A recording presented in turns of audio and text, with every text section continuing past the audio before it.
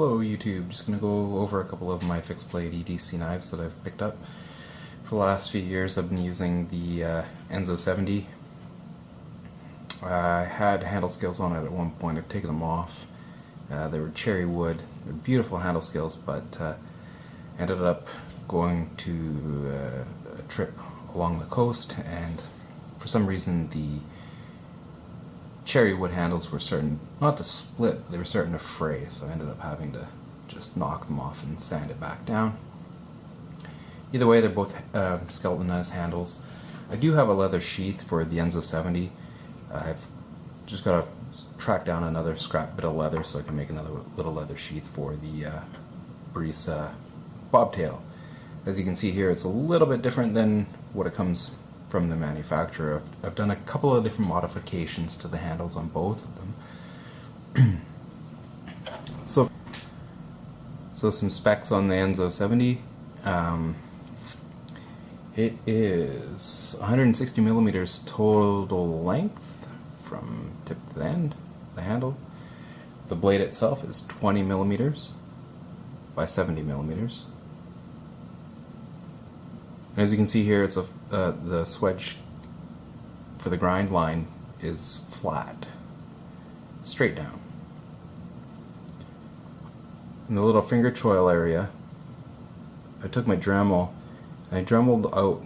It had a little bit of a bump out.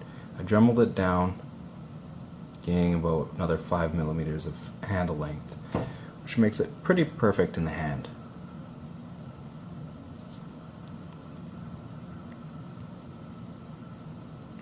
Very comparable to the first version of the Izula, if you're familiar with that. The second part is right at the end here. For some reason, it wasn't fully rounded at the end. It almost came to not a point, but pretty close. So I just sanded that down. And I found with the Enzo 70 in comparison to the Brisa 80 that the edges along the handle were very, very sharp, and the spine is very, very sharp as well. Full 90 degrees easily. Great for fire steels. So what I did is I sanded that down as well. So a couple of little different modifications that I've done to the handle. Overall though, this was a great little knife. One of the things that I appreciated was just a small and diminutive size. For a full tang handle, and being a fixed blade, it's still nice and small and very, very light. The stock is about 3.2 millimeters thick. Both the Enzo 70 and the Brisa 80 bobtail are both 3.2 millimeters thick. Could have been out of the same stock, I'm not sure. They're both 12C27.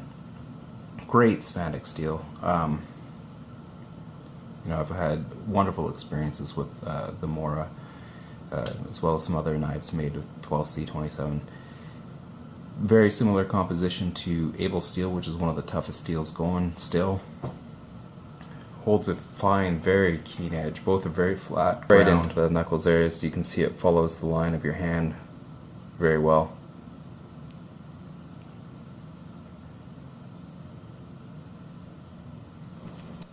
Dimensions on the Brisa 80 is 170 millimeters total length. So 160, 170 millimeters total length. I've obviously cut that down a little bit. I did the same sort of Dremel out here, so it's closer to the blade edge. Not quite as much as I did on the Enzo 70, but still getting about another 5 millimeters of handle length, which is more than adequate, I find. Great for little EDC tasks or light bushcrafting. One of the big things I love about this blade is the swell that comes down along the blade edge. So this one's 25 millimeters by 80 millimeters for the blade. Instead of having the plunge grind here going straight down, you can tell it's on an angle, which gives you a little bit more cutting edge and a little bit more stiffness to the blade, which is fantastic for slicing. One of the other big things I love about this particular knife is that it's not that much bigger.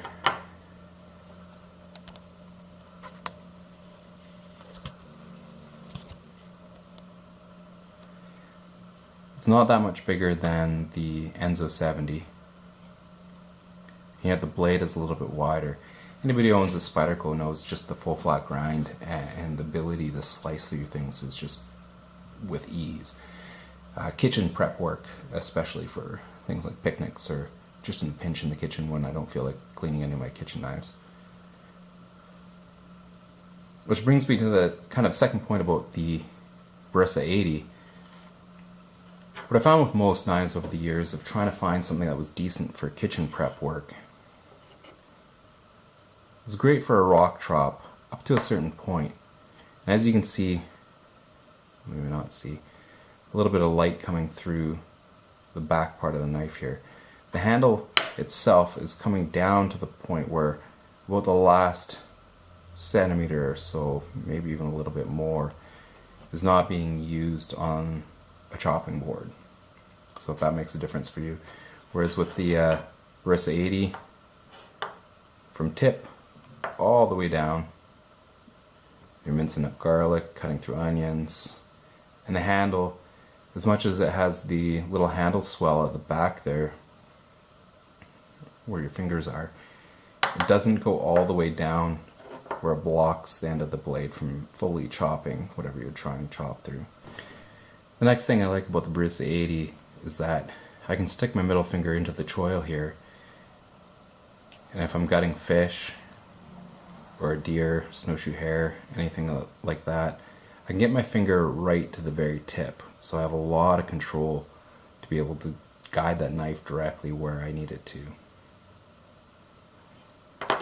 With Enzo 70, I can do the same thing, but I found my finger ended up going over the top of the point, so I had to kind of choke my finger back just a little bit in order to be able to do it. It's not that it was impossible, but I just figure with the extra length with the Brisa 80, I'm getting more cutting edge or usable edge that I can use for a variety of more tasks, especially for food prep. And I recognize that's not everything that I do, but I do like to eat, I do like to cook, so it's one of those things that if you're looking for pocket razor blade that can double as a paring knife or a mini chef's knife, I highly recommend the Brisa 80. With the handle scales, I feel that it would be very, very comfortable. Again, if you're like me who like the old Izula rounded off ends, it just feels better and fits better into the back of your hand, back of the palm of the hand anyways. It's not digging in, not creating any hot spots.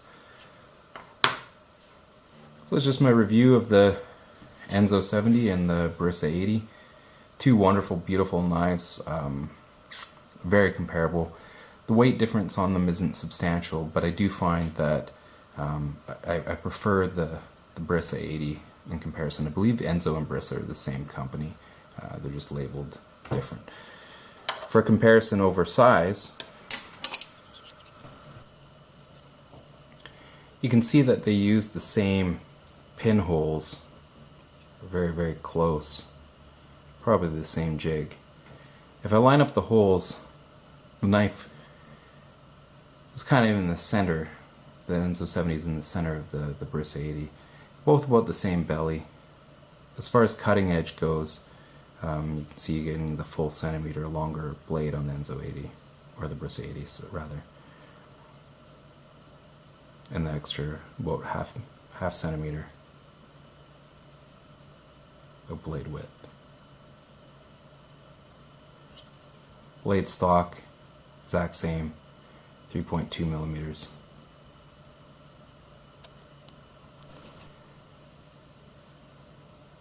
Grind is about the same on both.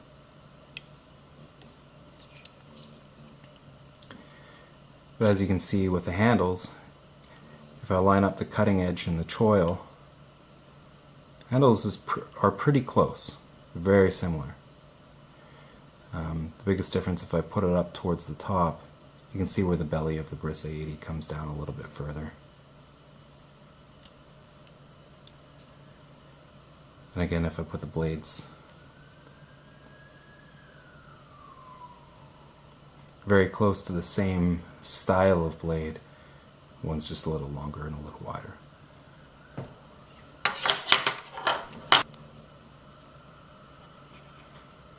So there you go. I know they do come with either a kydex or a leather sheath. I believe the Brisa 80 is with a horizontal and vertical carry leather sheath.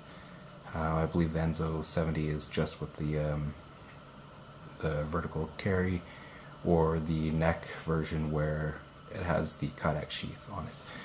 I opted to just buy the skeletonized blade itself. For local, I ended up getting the Enzo 70 for about 50-55 bucks, and I ended up finding the Brisa 80 for a good deal for $35 American, so about $40 Canadian. So a really good deal on the Brisa 80. And if I was having to buy them over again, I would probably go with the 80 and just modify it to what I need. If you've got a Dremel, have at her, make the handle fit a little bit better for you. I debated taking a torch and just kind of reducing the swell on this a little bit, but I think I'm just going to leave it the way it is. It's pretty comfortable in the hand. I don't believe I'm going to add any handle scales. I feel really no need to add a lanyard to the ends of them. A full grip on the handle is more than enough for what I need anyhow. And yeah, once I finish the leather sheath, I'll do an update for that. I had a little scrap piece of leather and just soaked it, folded it, and pressed it onto the blade. Just did some quick stitching with some Dacron thread I have for making bowstrings. Works absolutely fine. I usually pocket carry this. I like it. It's well worn now. Feels like a old broken in leather wallet. As you can see, it's very thin for the profile. Hardly notice, doesn't weigh much at all. Hardly notice it's in my front pocket. I find though, if I do carry it in a cargo pocket, it ends up, instead of going vertical, it just sort of slides down after a while and gets kind of a pain. So I tend not to carry it in my cargo pocket anymore. Sometimes I'll carry it in my back pocket, but if I'm driving in the car or anything like that, or sitting down, I don't want the tip to start poking through. I haven't had that happen yet, even though this thing's like I call it, my pocket razor. So as soon as I find another little scrap piece of leather here, I think I'll make one for the Brisa. The only thing that I may end up doing, actually, instead of doing that, is making a kydex sheath for it. One of the problems I've had with leather over the years is that if I am taking out adventuring anywhere, not just as an EDC, but more of a woods type knife, I tend to get a lot of dirt and grime and everything stuck in the leather. Because I've got thousands, probably 10,000s of yards of Dacron, I can just cut it apart and, you know, wipe it out, blow it out, and restitch it back together with no problem. But out in the field, it's just nicer to have something like plastic or kydex where I can just rinse it out and go, and not worry about it. I don't tend to take my knives as neck knives or wear my knives as neck knives, so I'm not too worried about them. As far as that goes, mostly just in my front pocket. So there you go. Brisa 80 and Enzo 70.